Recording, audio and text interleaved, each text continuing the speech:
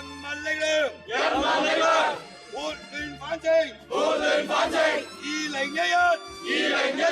票債票償，票債票償。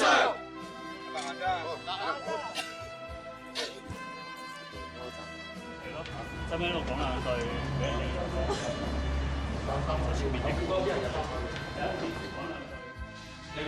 嗱，我哋今日前線啲同志咧，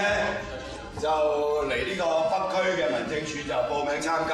11月6號嘅區議會選舉。咁我哋今次成個選舉咧，其實就係一個新民主運動，一個本土嘅民權運動。我哋希望可以改變香港現時極為不堪嘅政治生態，特別係呢個保皇黨當道，同埋政府行政霸權。咁但係更加不幸嘅咧，就係過去爭取民主，即係一直以來，即係為香港嘅民主去奮鬥嘅民主黨派咧，舊年啊，即係呢個民主黨民協支持政改方案，同共產黨密室談判，由抗爭變成妥協，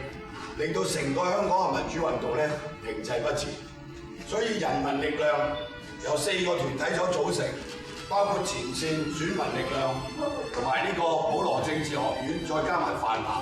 我哋呢一支新力軍係香港走在民主最前線嘅一支新力軍。